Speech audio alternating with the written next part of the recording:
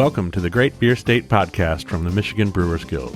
The Great Beer State is a weekly show sharing conversations and stories from the passionate people who contribute to our vibrant Michigan beer community. It is made up of a mix between full-length archived interviews from the Guild's first documentary book project, A Rising Tide, Stories from the Michigan Brewers Guild, and conversations recorded in the here and now. Each episode is kicked off with a conversational update from host Scott Graham, Executive Director of the Guild, and the beer-evangelist Fred Biltman, author of A Rising Tide. Here's Scott and Fred.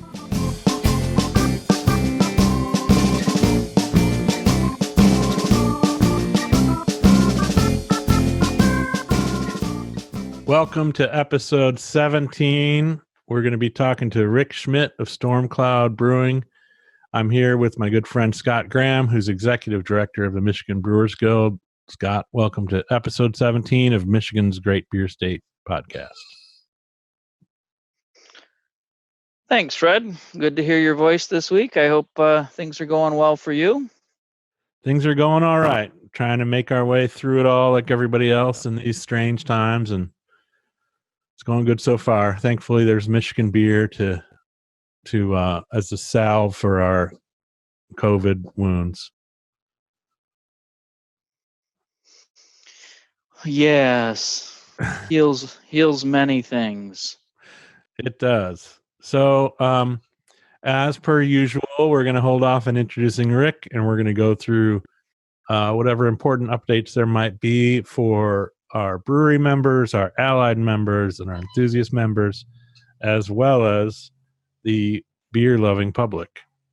What do you got? What's new? Well, here we are. On the calendar, it's early September, and this is the first week of cool weather we've had.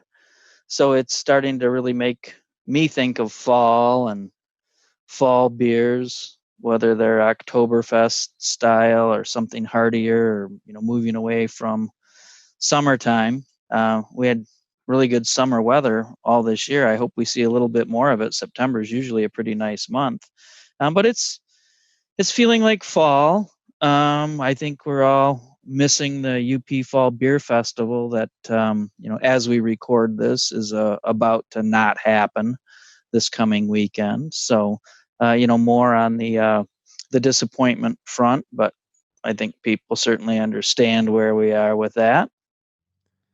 Yeah, and that is a special one. I can't remember if we talked about this in a previous episode or if it was just our conversation, but there's always been something very unique about traveling up to Marquette for the UP Fall Beer Fest. I think amongst brewery people, it's often mentioned as their favorite, which changes kind of who's there. It's usually a little bit of old home week and a lot of people in a UP mood hanging out in the beautiful Harbor Park there. So it's a special one. It's a hard one to miss.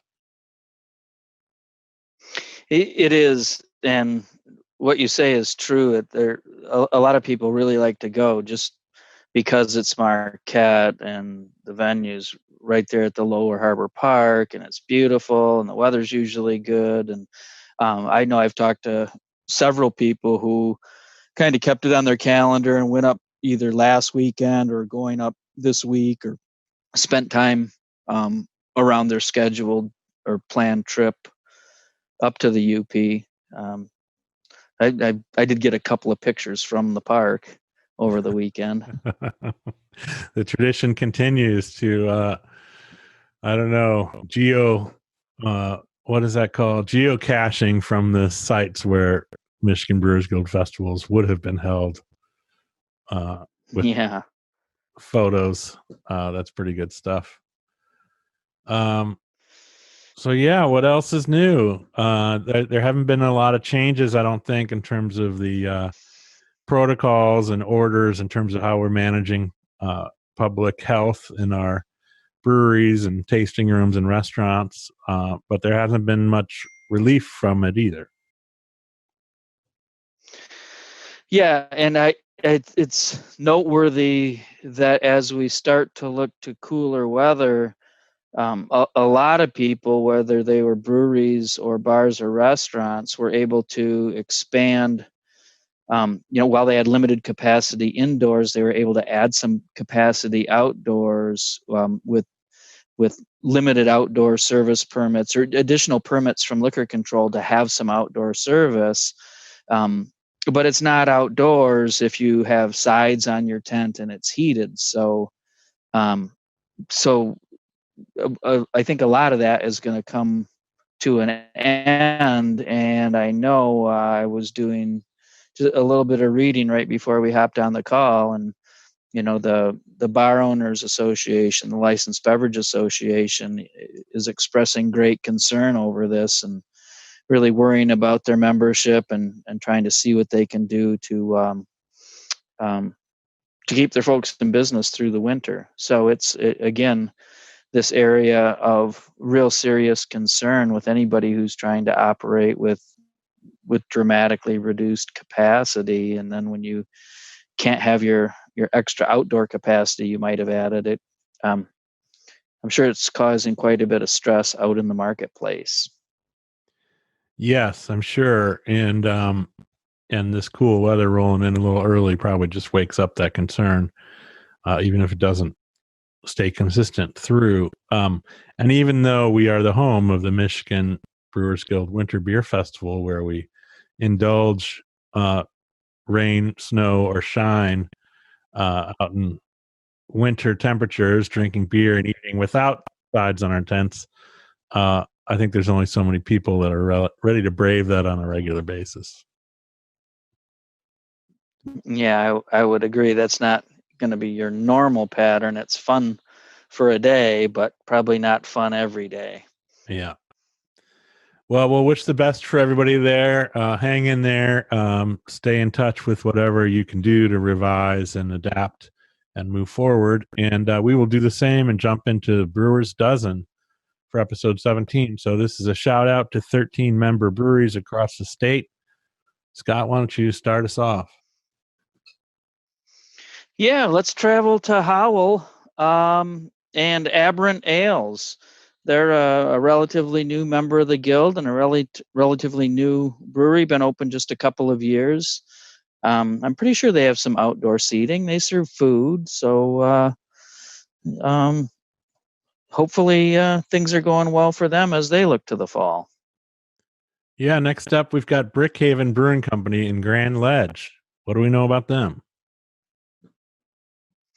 Well, I think they're in a historic building. I have to confess I haven't been there, but I think they're in I think it was a church, if I'm not mistaken. So, another one of these historic building rehabilitations with a brewing operation. I always love those.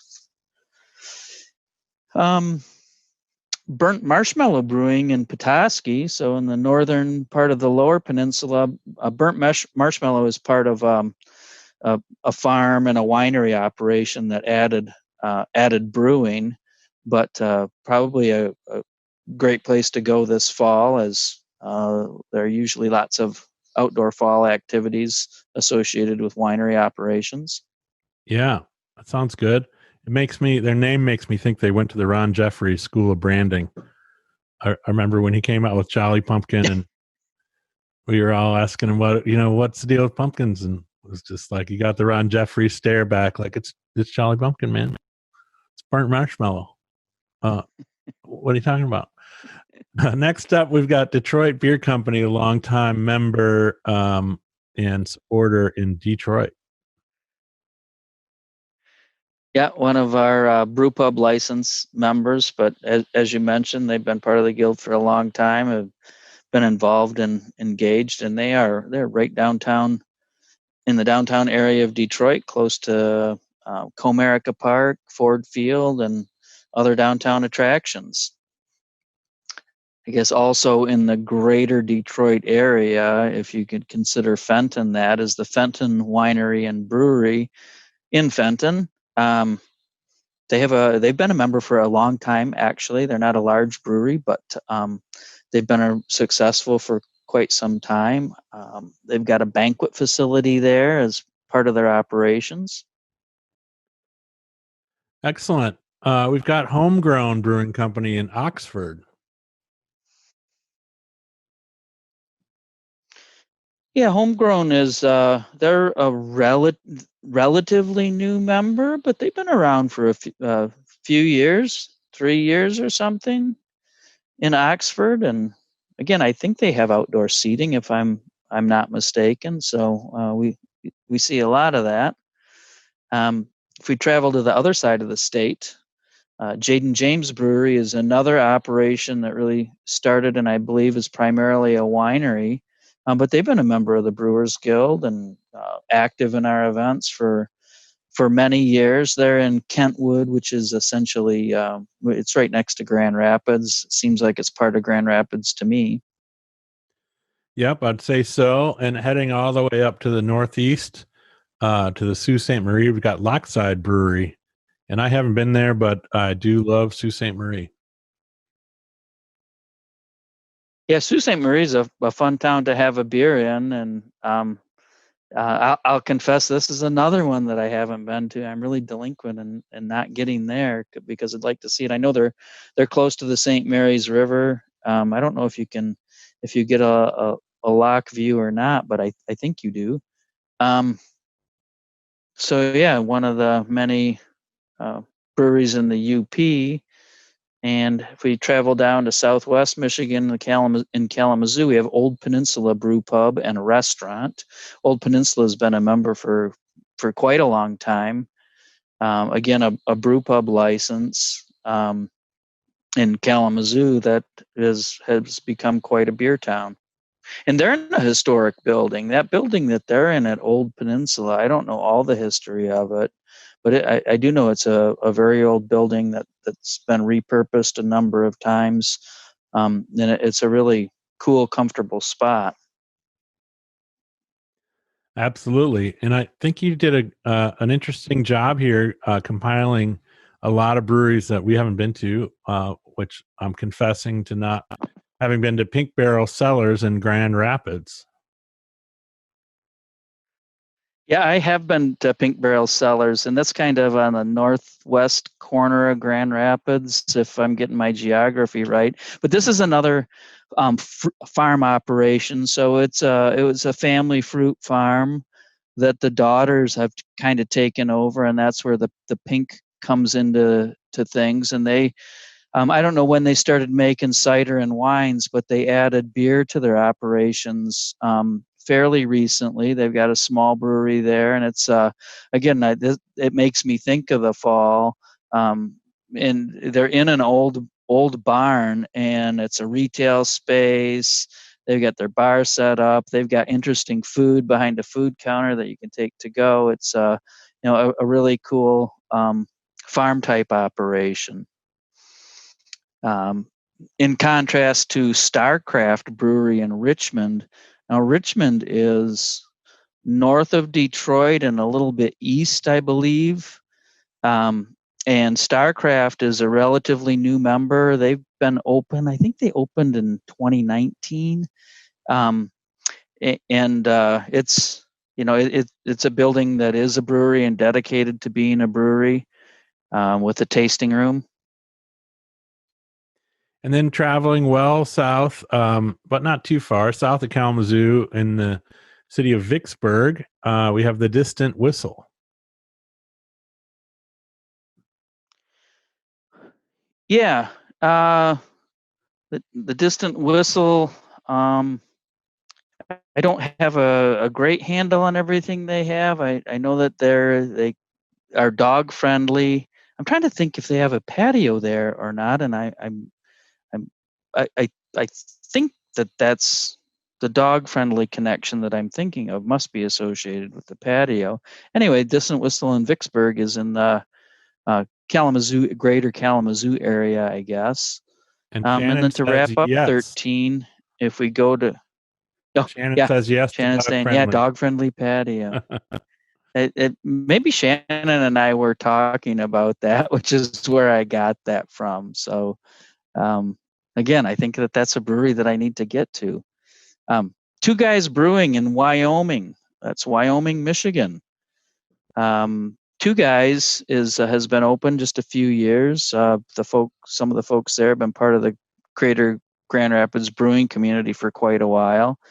And they have kind of a cool operation. It's really a dual operation with the primary brewery across the street, and then the tasting room and second brewery, I guess, is in, I think it's an old 7-Eleven building. It still has all the coolers there as, the beer storage area. Really great food menu, and again, a fun place. Well, if they're in an old 7-Eleven building, I really hope they have a beer slushy machine in the back, on the back counter. That would be ideal.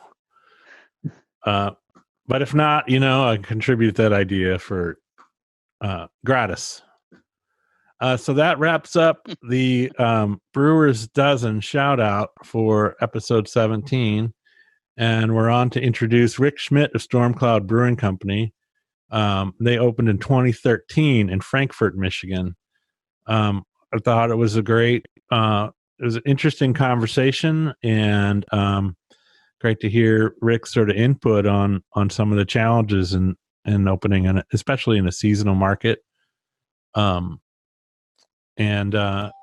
think those tourist markets would be all optimistic and saying, absolutely, we should have a brewery. And I think we've heard, at least from him, the story of there was a lot of, I don't know how you're going to make it through winter. And they're making it through winter. So it's great to hear. Yeah, and I don't know, I don't have a long history with Frankfurt, but it's a quiet, small town, Lake Michigan port town, a beautiful place. But I can see why people would say, yeah, geez, the winter's going to be a hard time. But again, I think that their brewery has made Frankfurt another beer destination.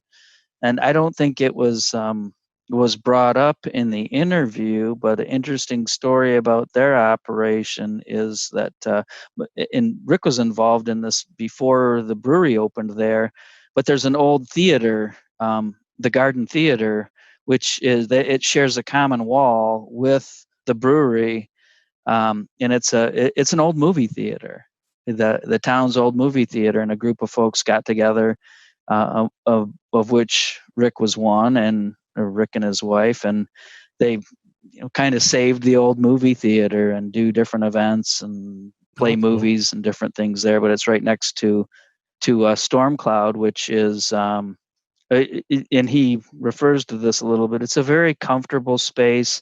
I think that the combination of Rick and Brian, his partner, who's the brewer, they just really spent a lot of time thinking about that, what their vision was, and having it focused. And Brian really wanted to be focused on these Belgian inspired beers or Belgian styled beers, and I think that it served them well, in creating a place that is busy and appealing and people like to go back to. Their beers have a uniqueness, and they're really tasty and approachable, as well as some different things that are a little further out there. But it served them well, and they've got this disciplined growth going on there that it led them to expand into a second larger. It's a small production facility, but still, it's quite a place. It's not downtown like the pub, but they've just grown into an operation I really admire, and I really appreciate both Rick and his partner. Yeah, it's great input, and they have outdoor curling in the winter. So, yeah, I can't speak intelligently enough about curling. I was going to try to make a curling joke there, but failed to come together. It's like a cloud that didn't fully form. Anyways, you can get out there on the sheets once winter comes, and so they're a great example of a place where outdoor drinking in the winter might just feel natural through these challenging times of indoor seating that we were talking about earlier. Yeah, absolutely. It's part of their destination, and what a fun little bit of activity to have going on in the wintertime. And we've talked about this many times. One of the things I love about this project is going through the Brewers Dozen and listing all these breweries, and that includes these conversations as well. But I think that, success in a small tourist-driven town is a testament to the, creative people that start something that has enough energy and vibe to really to make a difference and to change that premise a little bit. And then secondly, I also think it's part of what I love looking back at our history is that I think the idea that a brewery is part of a community, is part of a town, of any size. The fact that we're seeing it really dot the landscape, and that you don't need to be a big town to have a vibrant brewery or two or three. I think that perspective has changed, and the audience has changed, so that more and more people of any community size support it when it shows up. And so I think, like, we're also seeing this reflection of the age of our industry, I guess, is a short way of putting it, is that we're maturing enough that every or any community can support a brewery. They certainly can, assuming that the energy and effort and knowledge has been put into to make it a successful operation. I'd like to, those of you who are maybe thinking about trying this at home, you might want to bring your professional game when you do it, because the expectations are high, and those who meet them, I think, find great success. Yeah, I think that's great. And it's a great way to kind of revise the statement that, any community can support a brewery, but they won't support just any brewery. You gotta come and be great and make sure you live up to that expectation. And then I think you'll find a welcoming audience just about anywhere around this great beer state. So with that, I think we'll hand it off to Rick. Here's Rick from Stormcloud Brewing. Cheers. Cheers to Stormcloud.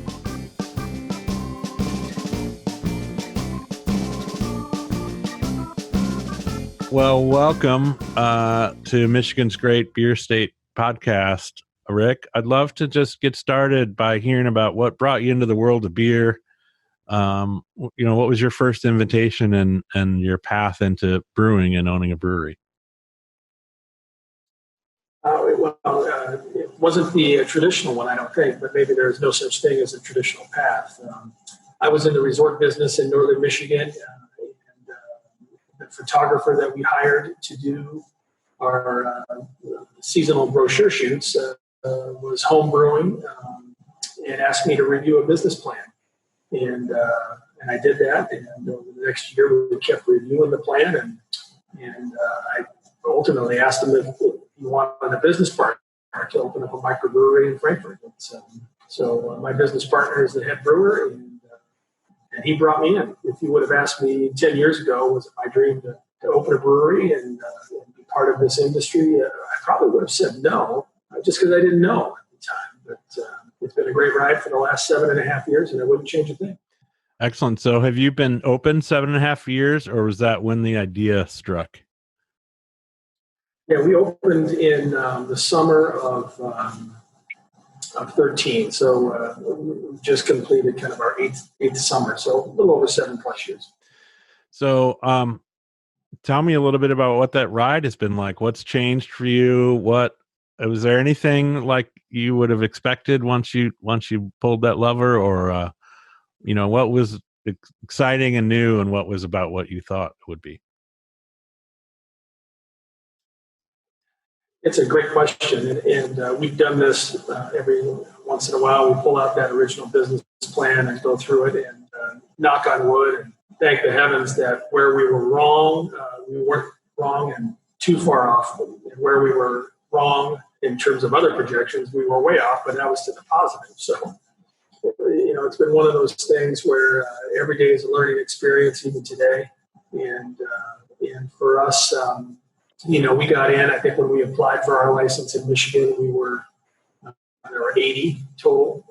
And so we were still kind of in that growth stage for Michigan, which continues to grow, but just not quite at the same clip as it was. And at the time, we were the only microbrewery within 45 miles. And so it was kind of a wild frontier, us getting started and being in a resort community and having just an enormous influx of guests in the summertime. It was a hit from the very beginning, and every day we would look at each other and say, "Wow, that was interesting." And then we get up and do it all over again. And, that first summer was just an interesting experience of just trial by fire. For me, coming from the corporate side of the world into a very entrepreneurial spirit, it's been a joy. That's great. Can you tell me a little bit about that original idea in terms of, and maybe this will reflect on the partners involved too, but like, what did you set out for Stormcloud to be? What was your hope, kind of, I guess, less technically and more vision wise? What did you envision for Stormcloud as a place in the community and as a brewery? Yeah, it's a great question, and we did have a vision, and that was, particularly in northern Michigan, in these largely summer and fall seasonal towns, there's not a lot of activity in the winter. And for us, we knew that a microbrewery could create that kind of energy year round. And so that was really what was kind of driving me personally, being a resident here, as well as what could we do to give this town a little bit of boost that doesn't need it in July and August, but certainly does in January and February. And so that we talked about that at length when getting started, and the importance of having that sense of place, that third place that so many people talk about. When you're not at home and you're not at work, where do you want to be? And breweries are that third place. And we were just really focused on creating that space and creating a place for the year-round residents to have a gathering spot where they could be with friends and know that the lights were always on. Yeah, and how about on the beer and brewing side? Was there a particular target or creative framework, or was it looser and we're gonna let this roll and see what we come up with over time? Yeah, Stormcloud was really at the very beginning focused on brewing Belgian-inspired ales, and that was a differentiation discussion when my business partner Brian Comfort and I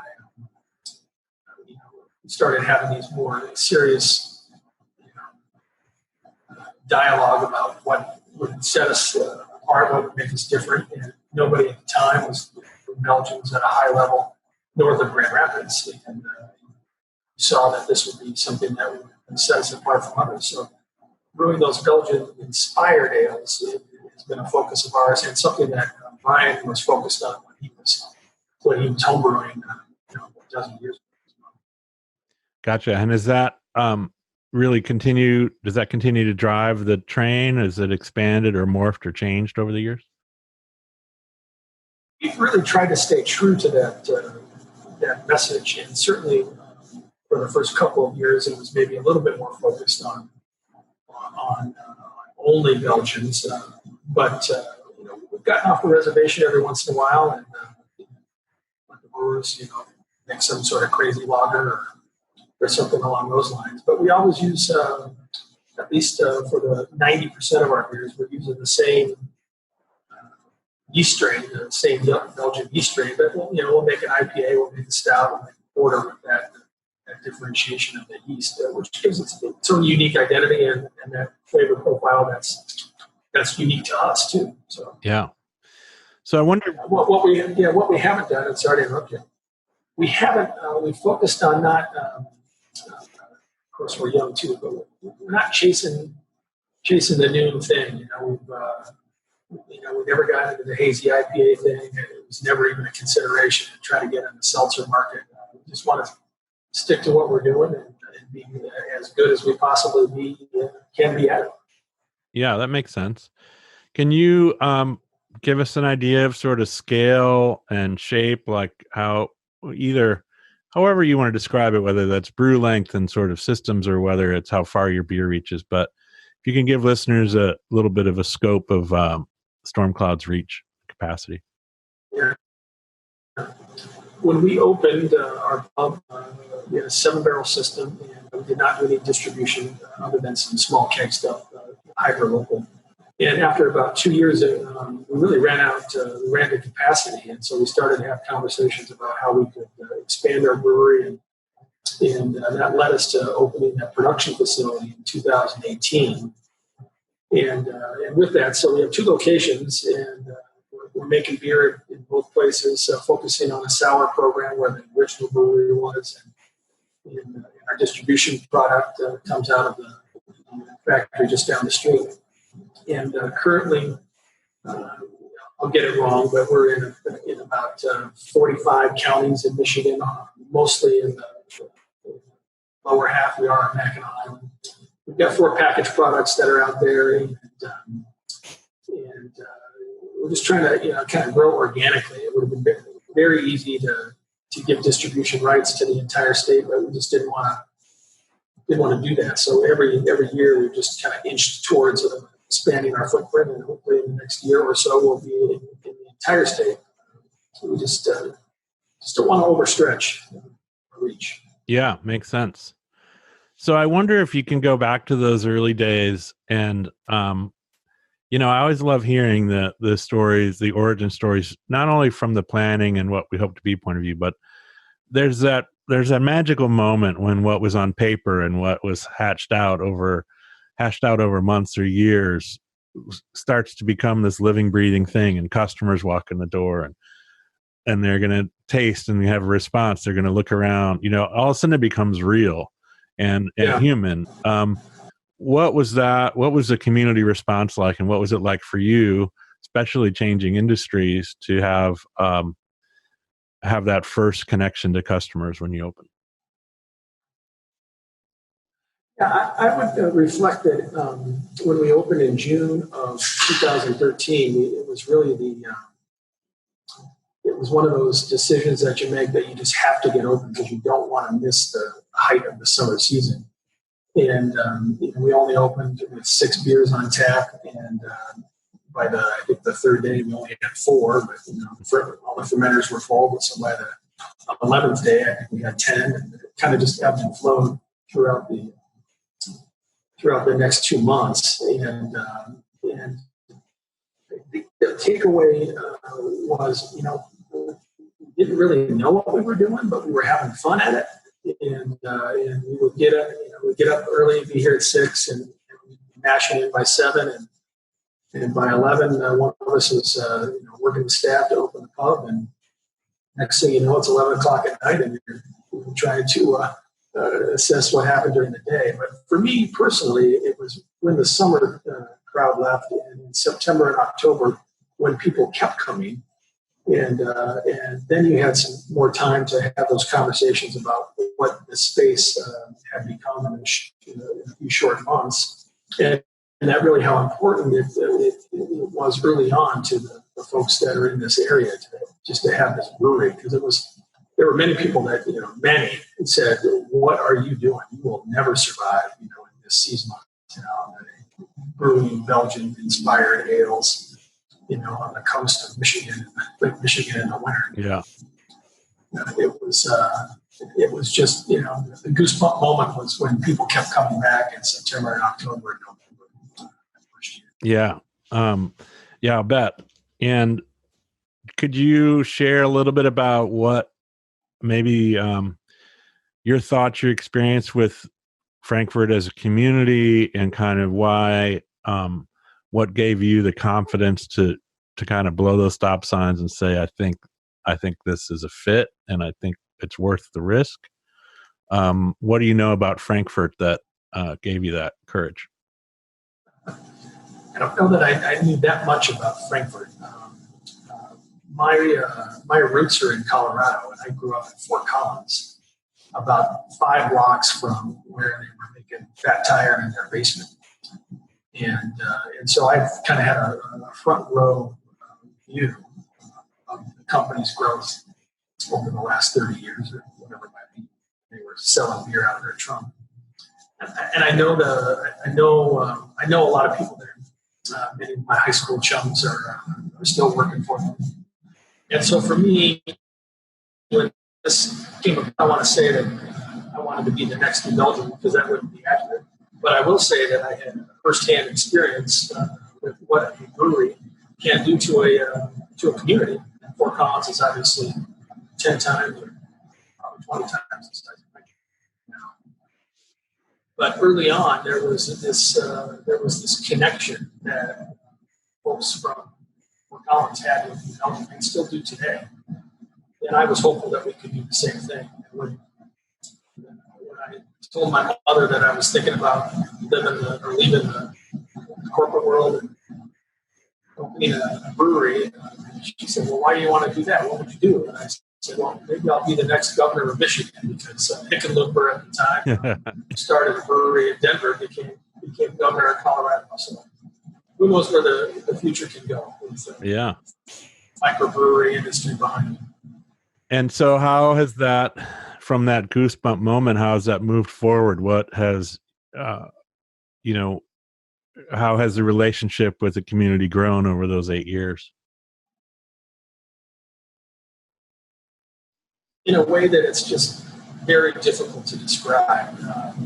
We have our own program in place in terms of structured giving and helping area nonprofits and government entities and leveraging what we can do with our own network and our own brand to create awareness for others in the area that maybe don't have that size and scope and sense of brand that exists.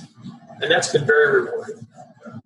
And the other thing that has come together is that just putting people to work and being open year round and in a place that doesn't offer a ton of that has been very important. So we have just a team that is excited about working here. At least I think they are. It's been fun to watch some of them grow in the company because we have several that were with us that first year. And subsequently, too, the community has embraced us as their own. And so when you hear people on the street and they may not know who I am, but they say, "Oh yeah, well, Stormcloud, that's our brewery." You hear that maybe when you're in Grand Rapids and people are talking about Frankfurt. That's where Stormcloud is. And that's been very rewarding to know that can happen. Work hard every day to continue with that mission that we've had from the beginning. Yeah, that's great. Where did the name Stormcloud come from? Early on, when we were going through our business planning and running through the model, the name of the company was something that was certainly on the conversation. Not that the company name is going to drive your business necessarily, but we all felt that it would have been limiting to be geographic. It would be easy to be Frankfurt Brewing Company or Betsy River, which flows into the bay here, or Betsy Bay, or Lake Michigan, or Sleeping Bear, whatever that geographic moniker is. And we felt that if things went well, it would be difficult to explain that message in Grand Rapids or Ann Arbor or Chicago. What is Frankfurt? Is it Frankfurt, Kentucky? Kind of thing. So once we got off the geographic thing, which was really pretty quick, we focused on something that was maybe a little bit more tangible, but intangible as well. And Stormcloud was the brainchild of my business partner.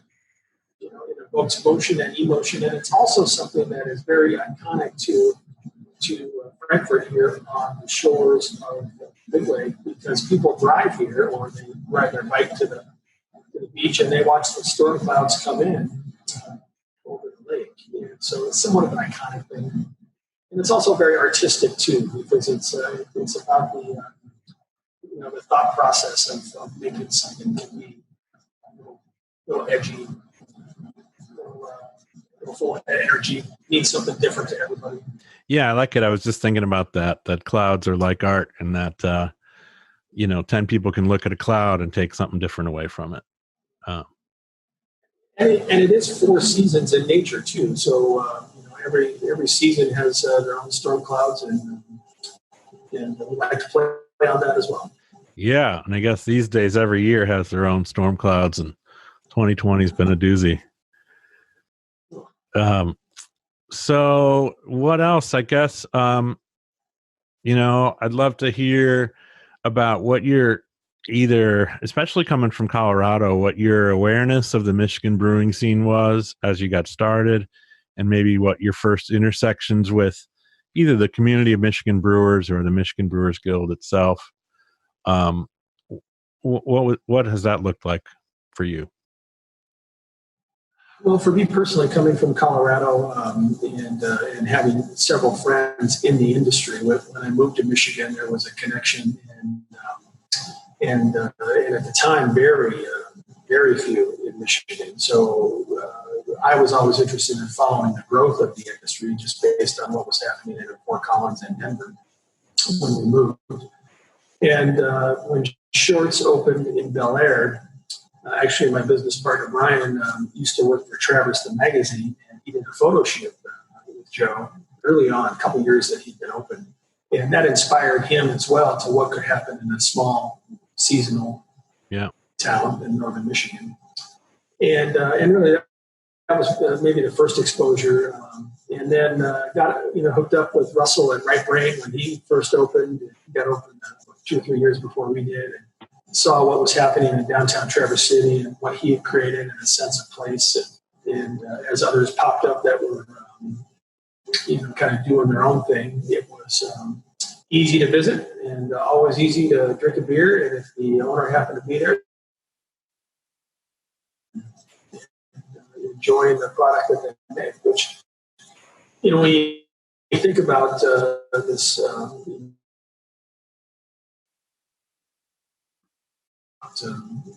purchasing local or buying local. Certainly a beer doesn't get any more local than food product if you can get it, or beverage that's made close by. It means something. It's putting people to work. It's also reducing your footprint in terms of energy and make the product and get it. And that was important to me as well. Yeah. So, what about, as you've now been elected to serve on the board of directors for the Michigan Brewers Guild, how has your specific connections to that organization, I guess, what are your thoughts on the organization, the relevance of it overall, and what's it been like to get more involved? Yeah, thank you. When I was in the resort business, I got to meet Scott Graham as he would be planning an annual meeting for the guild early on.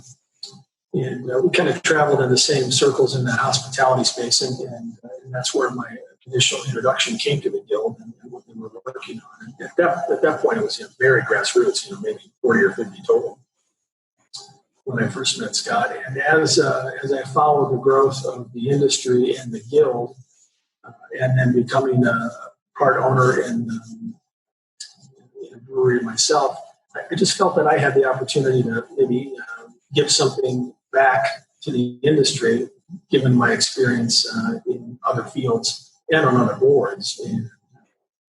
And so when the opportunity presented itself to put my hat in the ring to get more engaged, particularly in the leadership and in the future of the guild, it was an honor to be elected by the members of the organization. And it's a very, very interesting industry, as we know. I mean, everybody's so collaborative, and everybody is just wanting to help. And if you 99 out of 100 that you would call if you needed a bag of malt, or if you needed an extra clamp for a hose, they're going to give it to you. And the same holds true with the guild board as well. Everybody wants to get in there and get their hands dirty and help grow the industry as a whole. And that's kind of been refreshing. Some of the other boards I've served on, they let the leadership of the organization do all the work and just more of a reporting mechanism as opposed to the guild board, which is very hands-on. And it is a challenging time to be a guild at this point when your revenue is generated by festivals, and we lost four of our festivals this year. So. Yeah, it's amazing that. But the future's still bright. Well, that's great to hear, and it leads me to what I was going to ask next. Is I think any given year, having experience on the guild's board of directors in a sort of a different era, but I think any year it's always important to ask or draw from people with experience to share what do you think other people need to know if they're not in that day-to-day, month-to-month work. And I think when you look at 2020 and the amount of chaos that has had to be dealt with and parsed through and navigated through as a board of directors, it's sort of the same question, but it just has a little different weight to it. Is what would you want other members or other people in the public, what do you think would be helpful for people to know about the operations and the ongoing management of the Michigan Brewers Guild? Well, I would say that every conversation that we have at the board level is driven around what's best for the members and what can we do to help lift up the members. You know, the mission of the guild is easy: to protect and promote Michigan beer.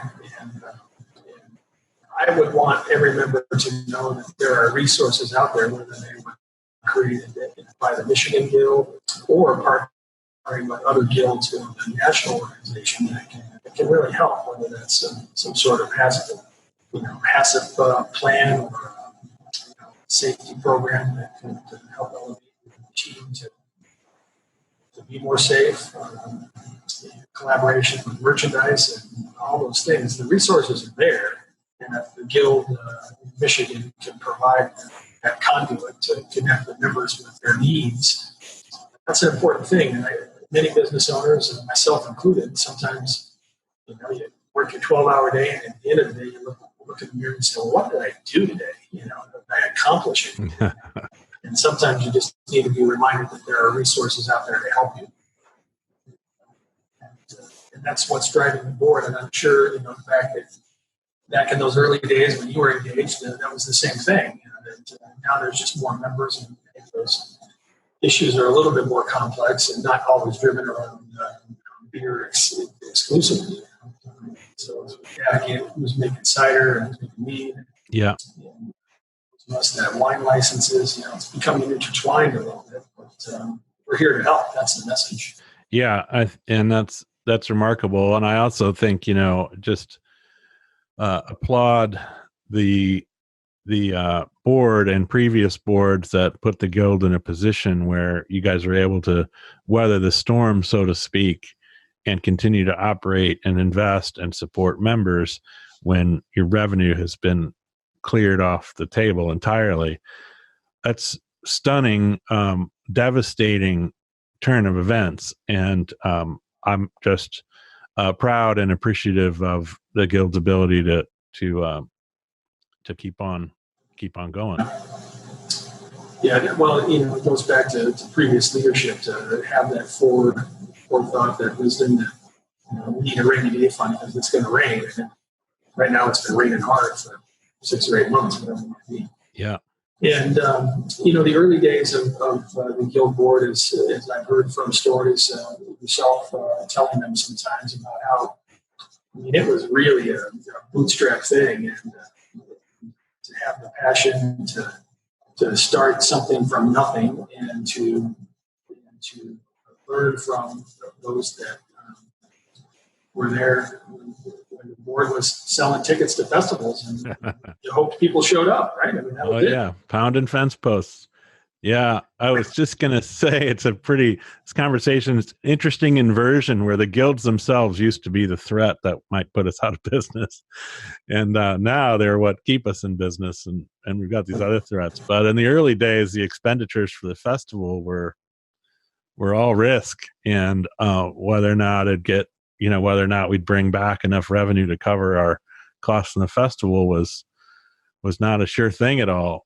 So it's interesting to see that turned around all these years later, where and it's been a while, but they haven't been at risk the way they have been put this year. So to see that revenue what it does for the organization and for membership and for the brewing community. It's just, as an old timer, it's just pretty interesting to see. And the revenue that is generated from those festivals, is a great thing, because we're buying hundreds of thousands of dollars of beer over the course of the year from brewery members. Yeah. And we're using those funds to help us in other areas. I'm sure it would have been, just a dream 15 years ago to have legislative representation in Lansing. And, if we hadn't partnered with those that we do now, we would have been left off some of the most important legislation that's happened in the last several years. And so using the money that's generated in festivals to help protect the industry, and also have someone out there that is looking out for us is important. It really is. Yeah, absolutely. So a lot of times I'll sort of, take this time and wrap up to kind of look forward into what's next. I think, considering all of the current chaos, I think it's time to jump into Great Beer State Last Call questions, which is sort of a series of questions that I'm asking everybody. And I say this because the first one, I think, is going to reflect that whole outlook that, I don't want to half answer it, but the question is, how has COVID-19 and the related regulations, and how has all that affected your business and your industry outlook? Well, needless to say, it's been very impactful from a negative standpoint of revenue. Currently our pub still drives the majority of our revenues. We continue to grow our distribution program. And so to have restrictions on the number of people that can visit your pub is a hard thing. I do think that as an industry, we've managed that, and we figured out a way to deal with it. It's still not good, but we're figuring out ways to get through the restrictions that are out there. And I also think that as a result of this, we're going to come out we are going to come out as a smarter company, and come out a little stronger probably, because we really had to focus our efforts on really streamlining and understanding our business from top to bottom. That said, it's still a struggle, and COVID has just really created an atmosphere for some of fear, whether it's a worker or a guest, and the end result too of all those things is that you focus on what you do well, and you don't venture stray away from your core business, and really try to do what you do at the highest level that you can. I will say that the state's been great in terms of trying to help us where they can as an industry, whether it's brewing or restaurant related. And the Guild has provided leadership in that space as well. So we'll band together. I know that there's a lot of projections that some folks aren't going to make it, and that's probably been true. And I'm sorry for those entities that won't be around, but we continue to work together as a guild, and we're going to come out stronger at the end. Yeah, here's to that. Next question is called The More You Know, which is what beer style are you most connected to, and what do you wish more people knew about it? Oh, that's a great question. Thanks. I'll be selfish on this one. For Stormcloud, I would say that the style of beer that I wish people knew more about would be the traditional Belgian double, which is just a dynamite beer. It's such a great food beer, and it's just got a great balance of malt and hop, and it's just rich in flavor. And the ABV, is going to be 7.5 to 8.5, depending on where you are. But so that kind of scares some people away. But if you were looking to experiment with something, and you went to a restaurant and you wanted to have a beer that you've never had before and enjoy it with dinner, and ask for the Belgian double. You're not going to regret it. Right on. How about your ideal home bar? We'd like to hear about your home bar setup, what it's like, and if you've got any recommendations for people who are likely spending more time serving and enjoying beer at home. Talking about what's offered or the equipment necessary? Whatever comes to mind. It can be what's offered, whether you've got a beer fridge, how you like to set up glassware, like either how you enjoy it at home. Well, a combination of how you enjoy beer at home and what would be a pro tip for somebody setting up better service at home. Another great question. Thank you.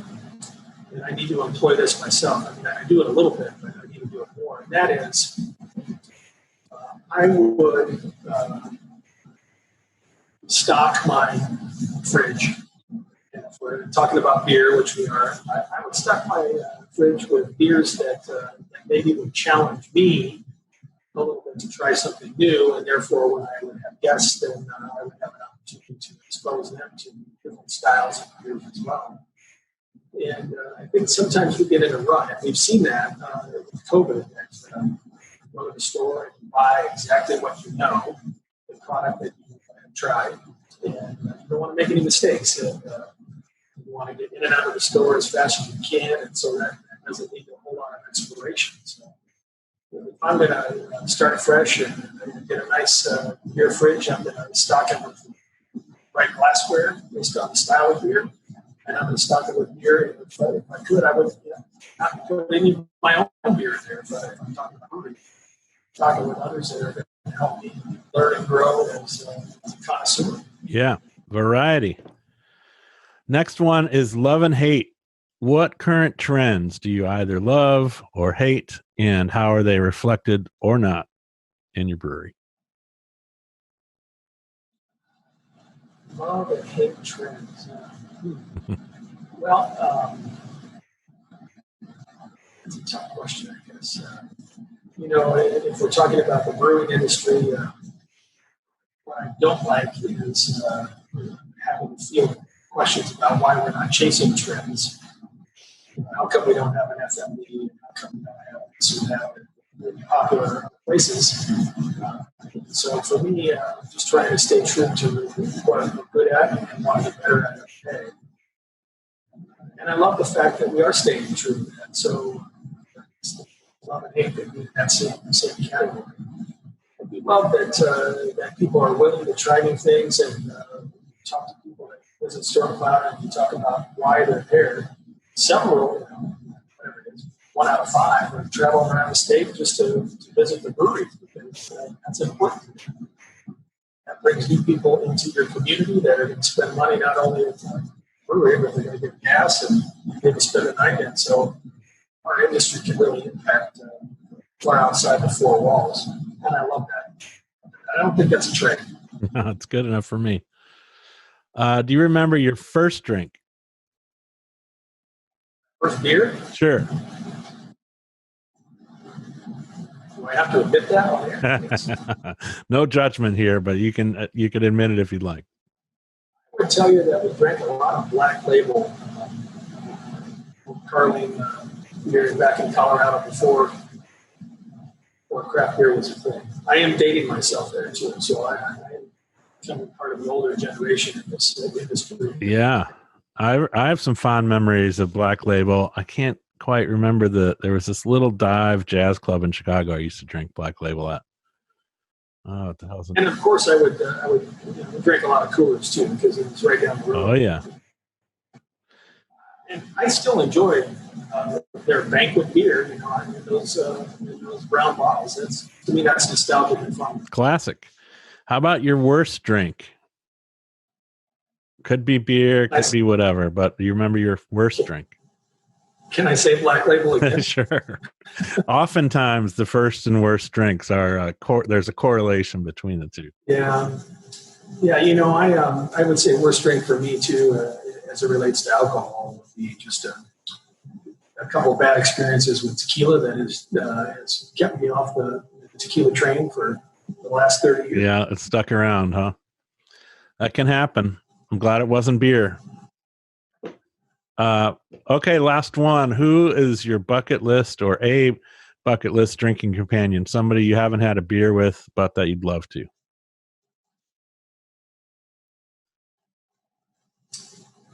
I'll go back to my Colorado days and I'll say Governor John Hickenlooper. All right. Yeah, I've had the chance to shake his hand, but I've never drank a beer with him. All right. Well, hopefully we can make that happen someday, or it'll happen on its own. Governor Hickenlooper, you've got a request for a beer here from a fellow brewery owner. So, Rick, thanks a lot for spending the time with me here today. Thanks for doing what you and the whole Stormcloud team are doing in terms of bringing beautiful beer to people and making a great place for a community. I guess I forgot to ask you about curling. So I noticed you guys do some curling. That's a great way to wrap up, maybe, is looking ahead. Do you have plans in this? Have you been able to look ahead to cold weather and figure out what the COVID response curling plan is? We've had the conversation about what curling might be this winter. And after you get through just getting through each day and each week, we do believe that the curling leagues will be up and running this winter with proper protocols, and it's a great way to drink beer and be at Stormcloud in cold months of northern Michigan in January and February. Yeah, I think that being outdoors seems to be one of the great equalizers in this whole thing, and non-northerners might think being outdoors in freezing weather in a brewery or outside of a brewery seems crazy, but when you're hoping for that freezing weather to make your curling sheets nice, it makes perfect sense. It's a whole in the spirit of the Winter Beer Festival and all other things. So great reason to keep the year-round business moving. And I just think that's really interesting. So I hope people check it out. But thanks again for everything today and always. Cheers. Yeah, a pleasure to be with you today. Thanks for the opportunity.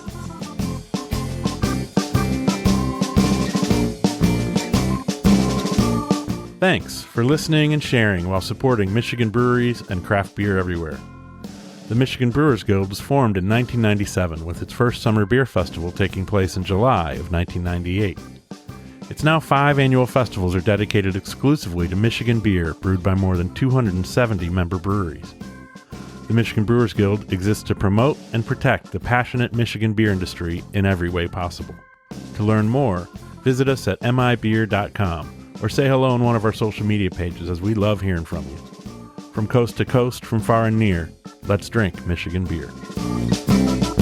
Let's drink